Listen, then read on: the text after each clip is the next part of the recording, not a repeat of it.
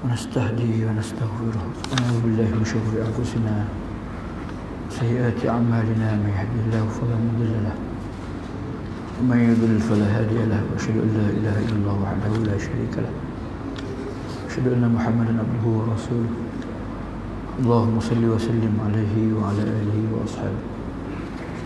Assalamualaikum warahmatullahi wabarakatuh. Muka surat 721 hadis yang akhir sekali, hadis yang paling akhir sekali.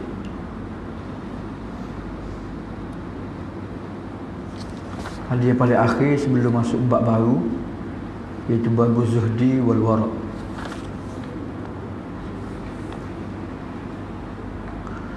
Wa an ibni Umar radhiyallahu anhuma an Nabi sallallahu alaihi wasallam qala man ista'adzakum billah fa'a'izuhu wa man sa'alakum billah fa'atuhu wa man ata ilaikum ma'rufan fakafi'uhu fa in lam tajidu fad'u lahu. Akhrajahu al-Bukhari, akhrajahu al-Baihaqi. Hadis riwayat daripada Ibnu Umar radhiyallahu anhuma dari Nabi sallallahu alaihi wasallam, baginda bersabda, barang siapa meminta perlindungan dari kamu dengan menyebut atau bersumpah dengan nama Allah, maka hendaklah kamu lindunginya. Barang siapa yang meminta kepada kalian dengan nama Allah, maka berilah kepadanya. Dan barang siapa yang memberikan sesuatu yang baik atau kebaikan kepada kalian, maka balaslah kebaikannya. Jika kamu tidak dapat membalasnya, maka berdoalah untuknya. Hadis riwayat Al-Baihaqi.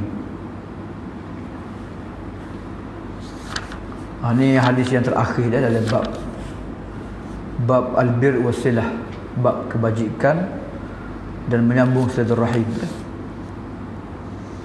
Ada 3 perkara dalam hadis ni dah. Pertama sekalinya, hadis ni tak disebut dia punya status dia lah. Sekali disebut sahih tak sahih dah, dia sebut dah. Cuma makna hadis ni sahih sebagaimana terdapat dalam hadis-hadis yang sahih yang lain lah. Cuma sanad dia satu mana tu tak disebut dah. Dia hanya sebut rujuk kes, diriwayatkan oleh Baihaqi jilid 4 muka surat 109 dah. Daripada Ibnu Umar radhiyallahu anhuma, Nabi sallallahu alaihi wasallam sabda, sesiapa yang minta perlindungan dengan kamu kepada kamu dengan nama Allah, makalah kamu lindunginya. Antara kebajikan juga, bukan sahaja kebajikan, bahkan kewajipan lah. Bukan albir sahaja lah, bukan al-wajib, al-wajibat. Antara kewajipan, kita kena lindungi orang yang minta perlindungan dengan nama Allah dah. Dengan nama Allah ni 2 lah. Pertama, dia bersumpah dengan nama Allah dah. Yang kedua, dia minta perlindungan tu kerana Allah. Bukan kerana dia buat salah, nak lari daripada hukumnya, kalau nak mengelak daripada dah, dia ambil tindakan dah dah. Tapi dia minta perlindungan tu kerana Allah. Tak macam pelarian, dia mari bernegara-negara nak sanggup dia naik perahu, tongkang, kapal dah, sampai berminggu-minggu tak ada makan, minum air laut dah, mati pada lemah pada dah, lari masuk hutan pada macam-macam lah. Jadi man ista'adzakum billah fa'aizuhu, hendaklah kamu lindunginya. Kerana kalau kita letakkan diri kita pada situasi mereka, kita sendiri pun nak juga lindungi. Betul tak? Kita sekarang ni dikejar, dicari, tak? Orang nak bunuh kita. Kita tak salah pun. Tapi orang tu jahat dia, zalim.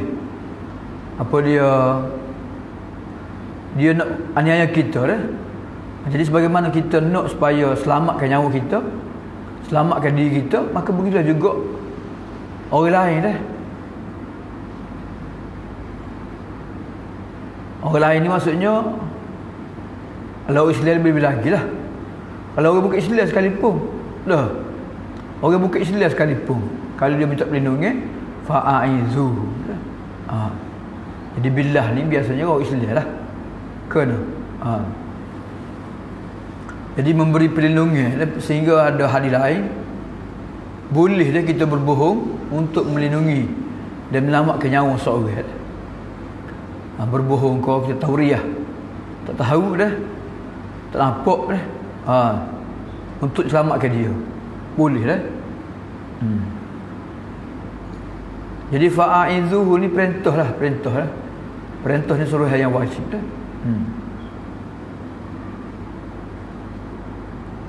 Banyak sebenarnya dah.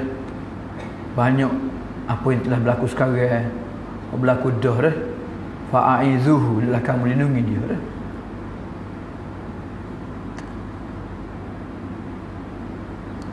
Wa man sa'alakum billah fa'atuhu. Sesiapa yang minta kepada kamu dah. Yang keduanya dalam hadis ni juga, man ista'adzakum billah. Nabi sebut man ista'adzakum billah. Sesiapa yang minta perlindungan dengan kamu dengan nama Allah. Minta perlindungan dengan orang ni boleh. Benda hak dia boleh lindungi lah. Benda hak dia mampu lah. Tapi minta perlindungan dengan orang yang mati dah, orang yang tak ada, tak boleh. Al-ghaib, al-mayyit lah. Tapi orang yang al-hadir, al-qadir, orang yang ada, masih hidup, al-hayy, al-qadir, orang yang mampu, maka boleh minta perlindungan dengan dia. Yang keduanya, kerana Nabi suruh kita menghormati. Dia minta dengan nama Allah. Minta dengan nama Allah. Kalau dia minta nama Allah pun kita tidak hirau, kita tak ambil peduli, tak ada lah. Kan? Jadi esok-esok kalau berlaku dengan kita pun, orang pun tak ambil hirau juga. Orang pun tak peduli juga kita. Jadi apakah perasaan kita? Dia kita melihat dia tidak menghormati lah. Tidak menghormati, dia tidak mengagungkan nama Allah dah. Wa man sa'alakum billahi fa'atuhu. Ni kenyataan ni ada dalam kitab tauhid dah. Dalam kitab tauhid pun ada dah. Dalam kitab tauhid pun disebutlah berkenaan dengan hadis dah. Wa man sa'alakum billah fa'atuhu. Sa'ala ni dua makna dalam bahasa Arab dah. Meminta, so yang kedua bertanya dah. Wa man sa'alakum, sesiapa yang bertanya kepada kamu atau minta kepada kamu billah dah, dengan bersumpah dengan nama Allah atau bukan Allah dah, atas nama Allah dia bertanya, dia minta dah, fa'atuhu. Sini lebih pada meminta lah, hendaklah kamu berikan kepadanya dah. Dalam surah Ad-Duha dia sebut wa ammas sa'ila fala tanhar. Wa ammas sa'ila fala tanhar. Adapun orang yang meminta-minta, jangan kamu tengkingnya, kamu hediknya. Ataupun ada pun orang minta-minta, jangan orang yang bertanya, jangan kamu hediknya dah. Menjawab dengan baik. Wa man sa'alakum, sesiapa yang meminta kepada kamu dengan nama Allah, fa'atuhu, maka berilah padanya, walaupun sedikit, berilah. Dah. Kalau memang tak ada sungguh, qaulun ma'rufun wa maghfiratun khairun min sadaqatin yatba'uha adha. Kita bercakap dengan cara baik dan memohon kemaafan. Itu lebih baik daripada kita bagi dan kita ungkit dah. Jadi kita beri juga walaupun sikit. Kalau tak boleh beri juga, memang tak ada, maka kita minta maaf dan kita bercakap dengan baik lah. Minta maaf lah. Jangan boleh minta dengan dia lah, dia ada, betul lah kita memang dari susah atau memang tak ada sungguh lah. Dah. Nabi sendiri SAW bila ada orang susah, Nabi tanya sahabat-sahabat siapa dia boleh sanggup beri makan pada orang ni, jadi kau sebagai tamu dah. Kalau Nabi sendiri mampu, Nabi akan ajak 2-3 orang pergi ke rumah dia dah. Nabi kita tanya isteri dia ada makanan ke tak sama sekali dah. Jadi wa man sa'alakum billah fa'atuhu. Hatta orang tak minta sekalipun Nabi ni pergi jiwa dah. Pernah semai jemaah ke ada tengok orang miskin masuk masjid, tiba-tiba dia duduk, Nabi suruh bangun mula mayat. Pas mayat tu jemaah Nabi istihar, orang ni susah, orang ni miskin, bagi sumbang dia dah. Jadi Nabi SAW memang dia ni amat prihatin, dia memahami keadaan lah. Lebih-lebih lagi orang minta, Nabi tak pernah menolak dah, pernah minta orang dah. Yang ketiganya, wa man ata ilaikum ma'rufan, siapa yang bawa datang kebaikan kepada kamu, apa-apa kebaikan lah, maka fakafi'uhu, hendaklah kamu membalasnya. Kita diajar supaya membalas. Orang berbudi kita berbahasa. Sebenarnya hadisnya, orang yang berbudi kita berbudi juga, bukan berbahasa saja. Kalau tak boleh berbudi barulah berbahasa. Betul? Orang berbudi kita berbudi juga pada dia. Kalau tak boleh berbudi kita berbahasa dengan baik. Fakafi'uhu, Nabi suruh balas dulu. Sesiapa yang bawa kebaikan kepada kamu, hendaklah kamu membalasnya. Pernah Nabi SAW ni orang bagi sesuatu, Nabi akan balas lah. Orang bagi bekah, Nabi akan balas dengan bekah juga. Nabi akan penuh lah. Pernah sekali orang mari sayu, mari selak lah. Nabi betul ada harta ghanimah, Nabi ambil cekok emas buah tak dule pelik.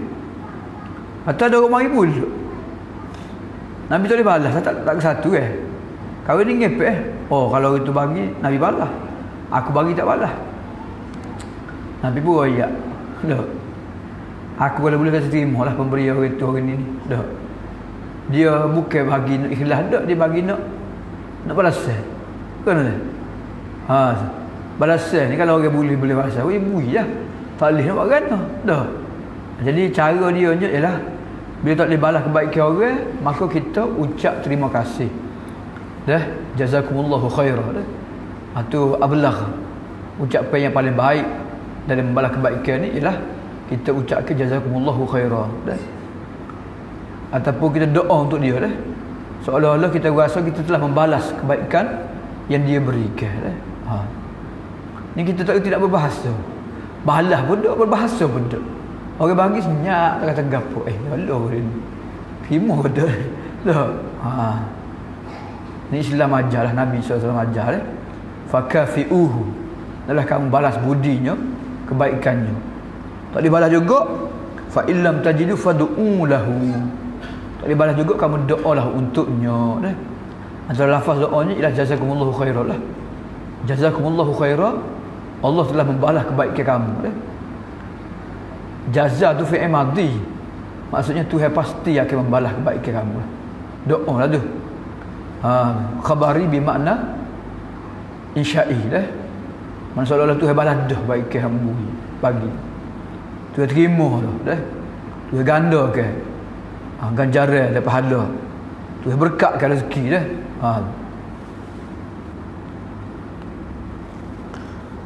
Akhrajahu al-Baihaqi, hadis ni dikeluarkan oleh Imam Baihaqi. Jadi antara kebaikan juga ialah kita melindungi orang yang betul-betul memerlukan perlindungan. Kita memberi kepada orang yang meminta-minta, lebih bagi terdesak dan minta sama Allah. Dan yang ketiganya ialah kita kena balas kebaikan, sama ada dengan beri sesuatu ataupun tak boleh juga dengan kita berdoa dan ucapan yang baik lah. Cuma tak adil lah kalau dia minta berlindung tu kerana dia buat jahat dah, kerana dia ni lari daripada hukum tak boleh dah. Sebab apa? Sebab mudarat tu lebih besar. Ataupun hak ni lah, wa man sa'alakum. Ada juga orang ni dia sanggup guna nama Allah untuk meminta-minta dah. Oh, dia cari kekayaan dengan minta-minta dah.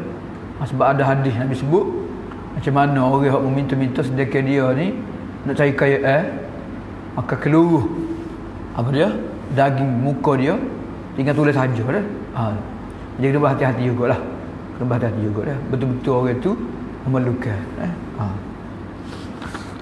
Kemudian tajuk baru, bab yang baru, bab zuhdi wal wara'. Bab berkenaan zuhud dan wara'. Jadi selepas dia bincang berkenaan dengan bab ibadat, bab muamalah, bab munakahat, bab apa dia urusan negara semua sekali ni disebut berkenaan dengan akhlak dah. Buat kebajikan, sambut rahim dah.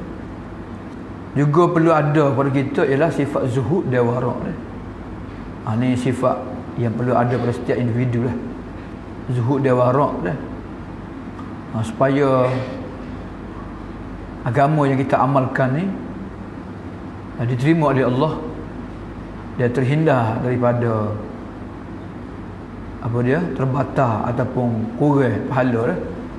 Az-zuhdu wal wara'. Sebab ada orang ni memang ibadat dia buat, akidah pun ada, tapi perangai dia, akhlak dia, sifat hati dia ni tak comel. Jadi Nabi SAW juga mari untuk mengajar dan menyempurnakan akhlak yang mulia dah. Babu az-zuhdi wal wara'. Hadis yang pertama dari Nu'man bin Bashir radhiyallahu anhuma. Ini tak silap ambo ni hadis antara hadis yang disebut oleh Imam Nawawi dalam kitab dia Al-Arba'in dah, hadis 40. Hadis yang penting ni. Qala sami'tu Rasulullah sallallahu alaihi wasallam yaqulu wa ahwa an-nu'manu bi isba'aihi ila udhunaihi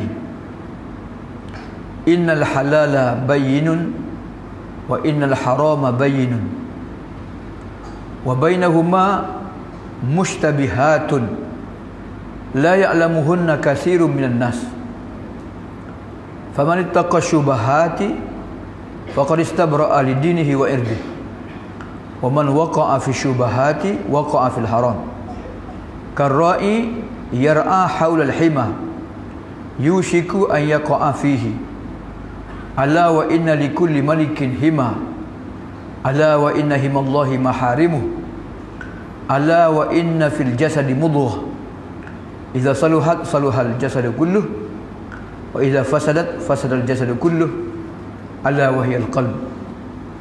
Muttafaqun alaih. Dia biasanya musannif ni Ibnu Hajar Asqalani ni dia akan mari hadis yang paling sahih, hadis yang paling menepati lah dengan tajuk yang dibawa dah, berkenaan dengan wara', berkenaan dengan zuhud dah. Tu sama-sama lah tajuk mana pun gitulah. Barulah dia mari hadis-hadis lain dah. Daripada Nu'man bin Bashir radhiyallahu anhuma, beliau berkata, aku mendengar Rasulullah sallallahu alaihi wasallam bersabda, Nu'man memasukkan dua jarinya dalam dua telinganya. Ahwa ni dia tundukkan, dia isyaratkan dua jari dalam dua telinga. Sesungguhnya ini sabda Nabi lah. Nabi kata sesungguhnya yang halal itu jelas dan yang haram itu juga jelas.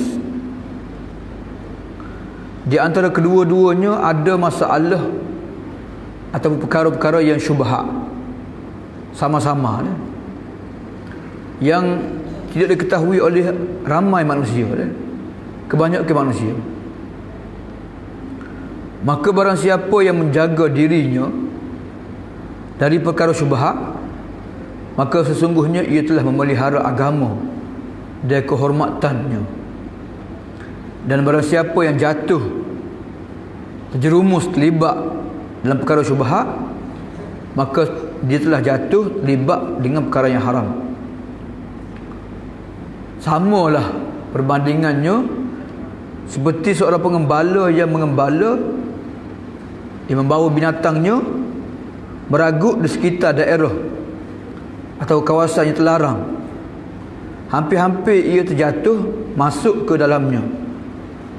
Ketahuilah sesungguhnya setiap raja memiliki daerah kawasan yang dilarang. Ketahuilah sesungguhnya daerah terlarang, kawasan terlarang milik Allah adalah perkara yang diharamkan. Ketahuilah sesungguhnya dalam jasad tubuh manusia itu ada segumpal darah. Apabila baik ketolak darah itu, maka akan baiklah seluruh jasadnya. Dan apabila rusak, maka akan rusaklah juga seluruh jasadnya. Ketahuilah itu adalah hati. Hadis muttafaqun alaih.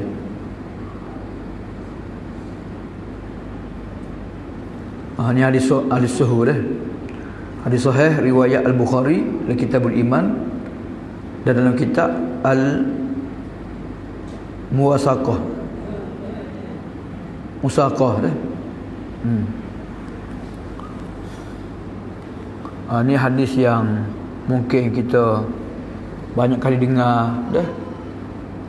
Ini saya sebut poin-poin sajalah. Yang pertama sekali Nu'man bin Bashir dah. Dia menceritakan hadis ni, kemudian dia isyaratkan, dia masukkan dua jarinya dalam dua telinganya dah.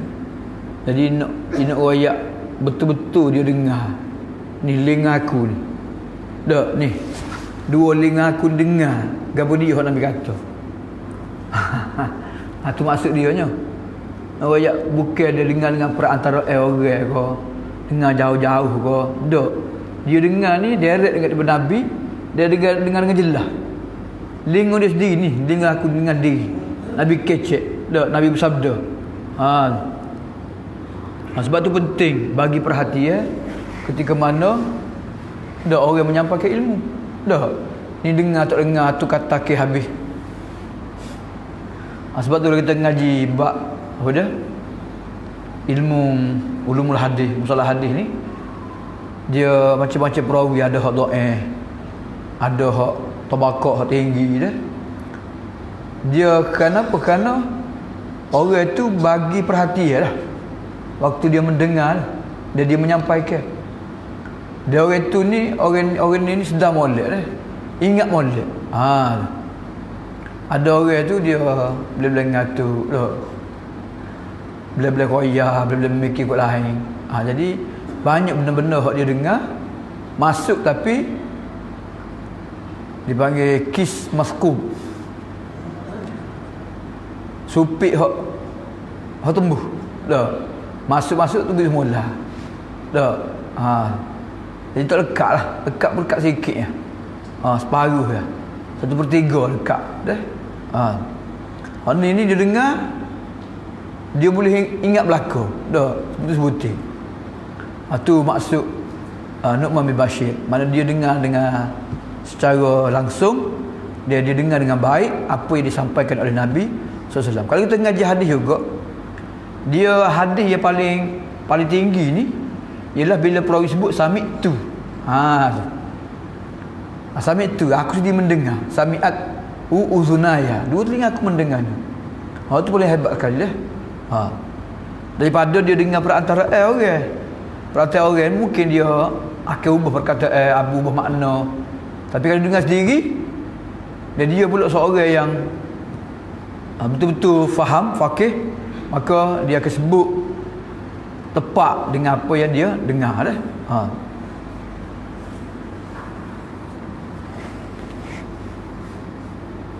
Sebab tu penting telinga dah. Telinga ni penting. Sebab tu orang buta pun boleh ngaji, sebab dia mendengar. Tapi kalau celak saja, telinga tak boleh dengar, dia nak ngaji. Orang tahu tak dengar juga. Payah tu. Kemudian dia sebut sabda Nabi SAW, innal halala bayyinun wal harama bayyinun. Sesungguhnya semua perkara halal itu jelas Dan semua perkara haram juga jelas. Jelas dah dalam Quran, jelas dalam hadis Nabi, jelas dalam kitab-kitab fiqh pun jelas berlaku dah. Sebab itulah kita nak menyatakan benda tu halal haram kena jelas lah. Ada juga benda tak jelas kita kata haram, benda tak jelas kita kata halal. Ada juga. Cuma kaedah dalam mazhab Syafi'i ni, dia semua benda ni halal. Semua benda ni halal. Makan ni lah contohnya lah, halal. Sehingga makan ni ke sesuatu benda manfaat ke minum ke halal dah. Sehingga ada dalil yang mengharamkannya. Mazhab Hanafi lain pula. Mazhab Hanafi dia haram belaka. Sehingga dinyatakan halal dia tu. Sebab tu banyak benda haram makanan dia. Banyak benda haram. Kemudian lebat ibadat lain. Ibadat tak boleh. Lebat ibadat dia beza. Ada masalah kemaluan tak boleh.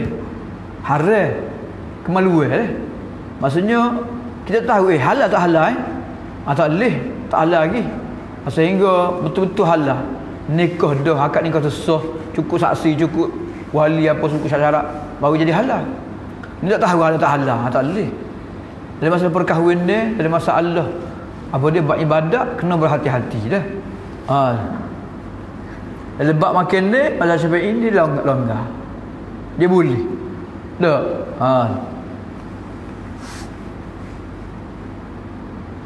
Innal halala bayyinun wal harama bayyin.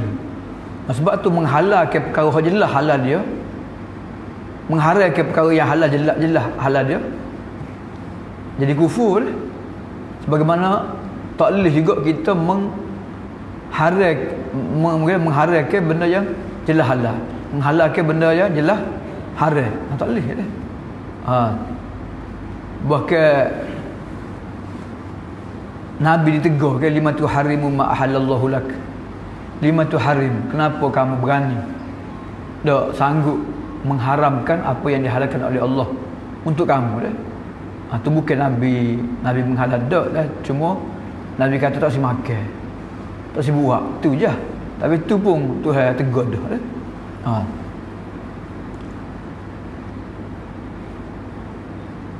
Jadi halal-halal ni apa yang Allah halalkan. Hari-hari ni apa yang Tuhan halalkan. Kalau Tuhan halalkan, orang lain haramkan, boleh tak? Sebab tu kadang-kadang berbeza. Tak ada sayang boleh pergi jalan 10 negara Eropah. Tak, dia kata ada negara tu candu heroin boleh makan, beli kedai macam celak gitu ya. Ada satu negara lagi memang tak boleh.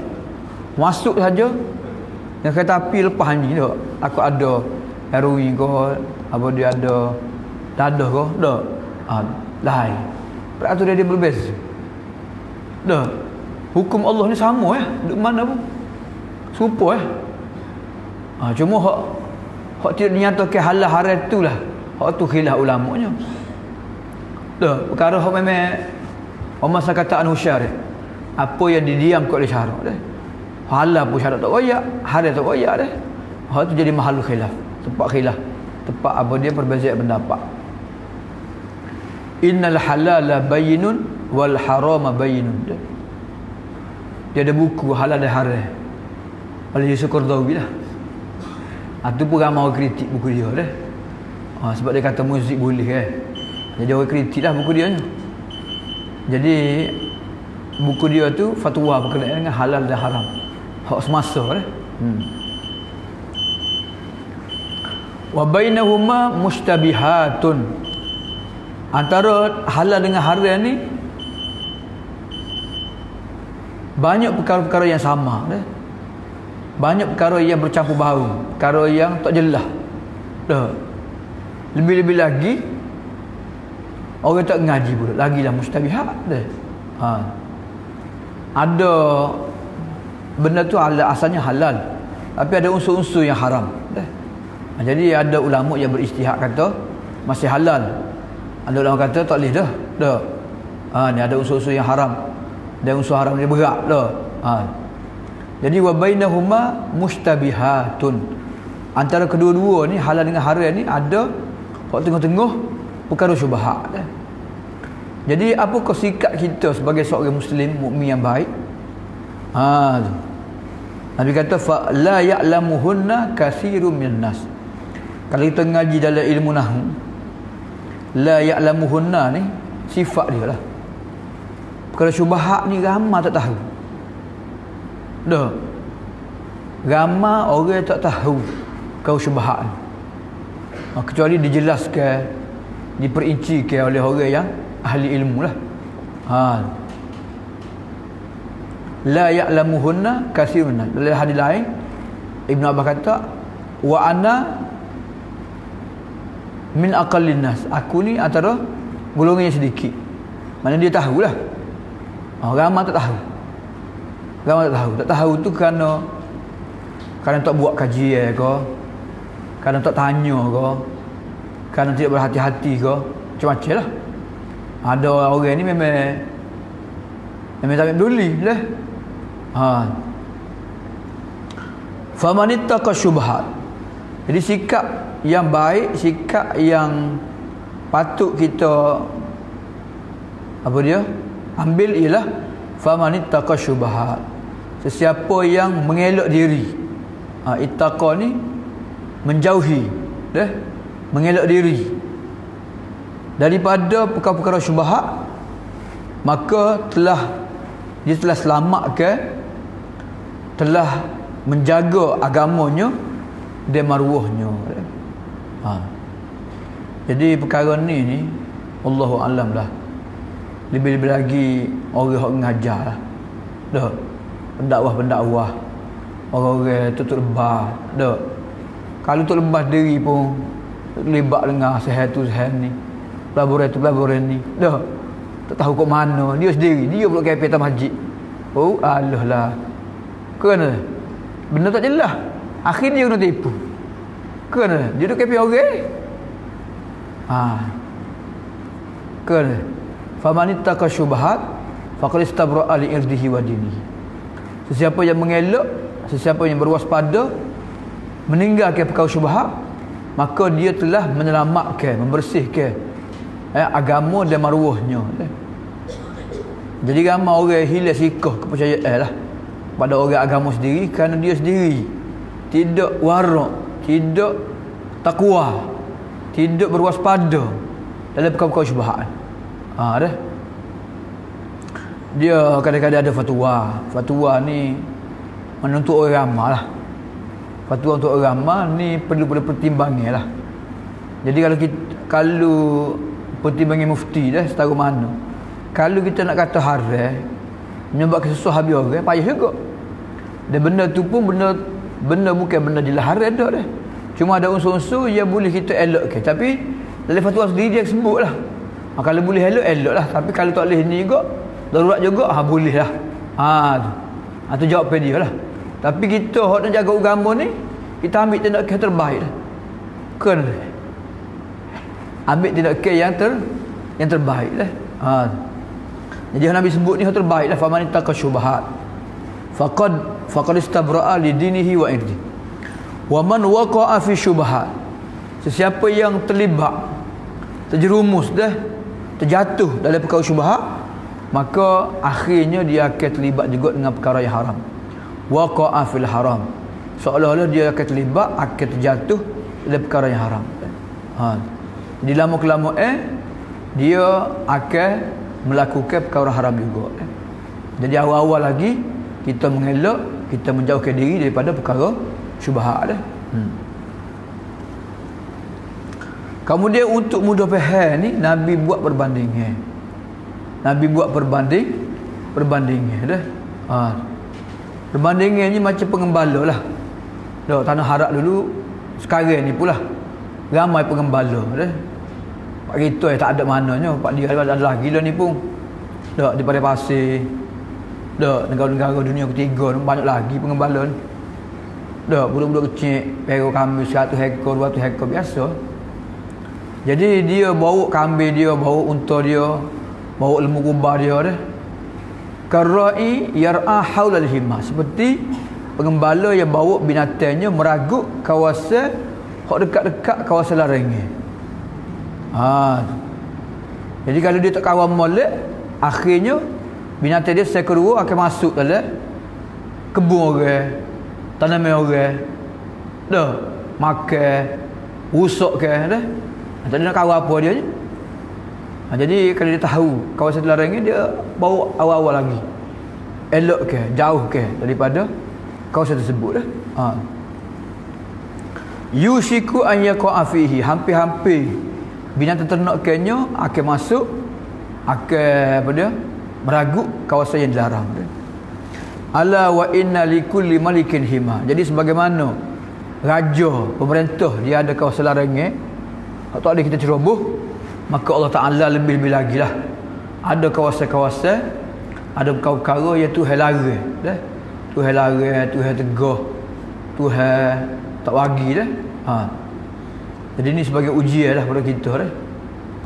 Nabi sebut dalam hadis, wa innal jannata huffat bil makarih. Syurga dipagari dengan perkara-perkara yang dibenci oleh hawa nafsu. Neraka dipagari, ditutupi dengan perkara-perkara yang syahwat. Syahwat lah perkara manusia suka. Ala wa inna likulli malikin hima. Setiap pemerintah, setiap raja, setiap sultan dia ada kawasan larangannya. Maka kawasan larangan Allah ialah maharimuhu, perkara yang diharamkan. Perkara yang diharamkan. Jadi dia ada jual beli, ada riba. Tengah-tengah tu adalah akak-akak, ya, ada unsur-unsur riba contohnya lah. Jangan terlibat. Terlibat juga akhirnya jatuh pada riba. Kan dia ada nikah, dia ada zina. Dah. Nikah ni jelas halal, tapi zina tu haram lah. Jadi tengah-tengah tu ada cara-cara yang diragui dah. Tak boleh juga. Banyak cara lah. Ala wa inna fil jasadi mudghah. Jadi raja dalam tubuh manusia ni siapa dia? Raja dalam tubuh manusia ni ialah hati. Ala wa inna fil jasadi mudghah. Ingatlah dalam hati itu ada seketul daging dah. Mudghah ni sesuap mulut. Maknanya ketulah daging lah. Dah. Iza saluhat, bila ketulah daging itu elok, molek, baik, berfungsi dengan baik, maka eloklah jasad seluruhnya. Dah. Hati dah, hati. Ada uak di USN gitu. Telah ada orang meninggal kerana baru hati, kanser hati lah. Muda lagi, muda pun 5 bulan lebih lah. Dah. Jadi bila jantung dia, hati dia tak berfungsi, tak ada lah. Dah. Penting lah. Dia napih pada kotoran, napih pada buah apa dia, toksik semua sekali. Ala idza salahat salahal jasad kullu. Bila moleknya hati, maka moleklah seluruh jasad dah. Sebab situ tempat pam darah, sebab situ tempat napis semua sekali dah. Jadi hati ni ibarat raja dah. Wa idza fasadat, bila rusaknya hati, ketulah darah tu, fasadat tu muannas sebab mudghah lah. Bila mudghah tu rusak, maka rusaklah seluruh tubuh badan dah. Sebab tu jagalah hati anda dah. Ala wahiyal qalbu, itulah hati dah. Jadi dalam hadis ni Nabi suruh, Nabi royak dah. Bukan Nabi suruh, Nabi royak. Faman ittaqa syubhat. Sesiapa yang mengelak daripada, pelihara diri daripada perkara syubhat. Jadi warak-warak ni ialah pelihara diri daripada terlibat dengan perkara syubhat. Kita ambil lah perkara yang jelas halal dah. Dan kita jauhilah, hindarilah perkara yang haram dan perkara-perkara yang syubhat dah. Yang kedua juga ialah makan minum kita ni ataupun aktiviti kita ni, dia akan mempengaruhi hati. Kalau kita duduk terlibat dengan benda syubhat, makan benda syubhat, terlibat dengan benda syubhat, akhirnya hati kita pun mudah sangat buat benda hak Tuhan larang. Pandai remeh terhadap perintah agama. Jadi bila jadi gitu, maka dah usuklah. Apa dia pendiri agama kita dia mudah terlibat dengan perkara-perkara yang haram dah. Itu maksud dia lah. Jadi itu hadis dia babu zuhdi wal wara'. Jadi hadis ni lebih kepada wara' lah. Wara' maksudnya menjauhi perkara haram dan selaginya ialah berwaspada daripada terlibat dengan perkara yang syubhat. Itu sajalah dua hadis yang sebab kita baca malam ni dah. Wallahu alam.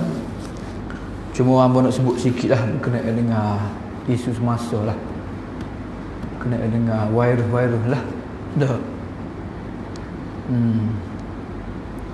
Jadi saya dua ni banyak benar tubik kenyataan berkenaan dengan virus lah. Jadi tujuan dia ialah sama ada pihak KKM kesihatan dan pihak fatwa majlis-majlis agama negeri dah masuk wilayah juga. Jadi minta kita supaya kita berwaspada dan berhati-hati. Jadi ni atas dasar hadis Nabi juga dah, bukan kena pandai-pandai dah. Ada orang tu dia petikai dah. Jadi ada negara tu dia bukan sembahyang jemaah, dia tangguh dia fatwa supaya tangguh ke sembahyang jemaah dah. Bahkan ada negeri-negeri tu sembahyang jemaah pun dia tak bagi dah. Mungkin itulah. Jadi pak kita ni Kelantan ni masih lagi kita buat jemaah dan buat solat jemaah. Itu mengikut fatwa masing-masing lah. Cuma baru ni, tubik baru ni pada Menteri Agama. Jadi dia ambil masa 5 minit sahaja dah untuk berkhutbah. Dah. Bahkan saat ni yang kita tengok di fatwa ni pun fatwa dia terpakai di negeri-negeri wilayah. Jadi dia ditangguh sebagai sembahyang lah, macam Perlis juga lah. Perlis kan negeri Sembilan lah. Ini wilayah pula lah. Sebab sekarang ni merebak kau makin dah. Jadi kita hormatilah fatwa negeri masing-masing tu, negara-negara lain pun ada. Sampai Mekah Madinah bulan ni pun Amerika Saudi sekat tak boleh masuk lah. Apa dia jemaah-jemaah baru lah. Belajar-belajar kita ngaji sana tu tak boleh gelik. Dah ada sana patut boleh gelik dah ni. Nak masuk bulan Syaban, Ramadan, dia gelik dah. Dia tak bagi balik dah. Takut terkena penyakit ni. Tak benar lah. Jadi sebenarnya penyakit ni bukan baru. Wabak-wabak ni zaman Umar lagi. Zaman Umar Al-Khattab lagi. Ada sahabat-sahabat yang kritik Umar. Takut gabrianya. Dan tu kata kendikan mati-mati lah. Silap Mu'ad bin Jabal. Jadi Umar kata kalau lah orang lain hak japut dak bukan muda tapi tak ada arah lah mun japut juga. Jadi aku terpaksa jawab lah. Dak Umar kata apa pendapat kamu? Mu ada kambing. Mu tahu dah kambing kawasan ni ada rupuk. Tak ada rupuk. Mesti mu akan bawa kambing mungkin ada rupuk. Mu akan elok kawasan tak ada rupuk, tak ada air. Jadi gitulah aku lari daripada qadar Allah pada qadar Allah. Dah. Jadi tu tindakan Umar. Kemudian ada sahabat sebut hadis. Bila kamu duduk satu negara tempat ya merebak bawa penyakit, jangan kamu keluar. Kalau kamu duduk di luar, jangan kamu masuk. Jadi sekarang ni bukan setakat tak bagi masuk negara dia, bagi semua penerbangan dibatalkan dah. Perhimpunan-perhimpunan dilarang dah. Untuk mengelak dah. Jadi kita ambil tindakan sebagaimana nasihat dah. Dipanggil al-hajzu as-sihi panggil dah. Sekatan ataupun kuarantin dah. Kuarantin. Jadi kalau orang tu berasa dia ni berasa nak demam ke, padahal simptom-simptom dia jangan gigilah. Ataupun dia rasa takut seorang tu ada 2-3 orang duduk semua batuk-batuk dah. Demam-demam nama dah. Kena kita. Hak tu memang di virus dah. Kita boleh ijtihad. Kita tinggal sembahyang jemaah atau sembahyang jemaah kan tu maka dibolehkan. Memang ada fatwa lah. Individu sendiri pun dah. Walaupun bukan fatwa negeri sekali pun dah. Wallahu a'lam. Jadi kita ambil tindakan sebaik-baiknya untuk menyelamatkan diri kita dan menyelamatkan orang lain dah. Jadi mati kerana wabak ni bukan kerana orang kafir ke, orang tak sembahyang bel ke. Orang sembahyang bel dah. Ibnu Hajar sekolah ni 3 orang anak dia mati. Katanya apa dia Anas bin Malik. Anas bin Malik ni 10 orang. Anak dia cucu dia mati kena wabak penyakit. Anas bin Malik. Anas bin Malik siapa dia? Sahabat Nabi. Dah. Adakah kerana ada bukan tu kerana ujian Allah lah. Untuk orang mukmin ni ujian Allah lah. Untuk orang kafir tu memang Tuhan hukum je lah. Allahu a'lam lah. Sallallahu ala Muhammad wa ala alihi wa barakatuh wasallam. Ya. Mana?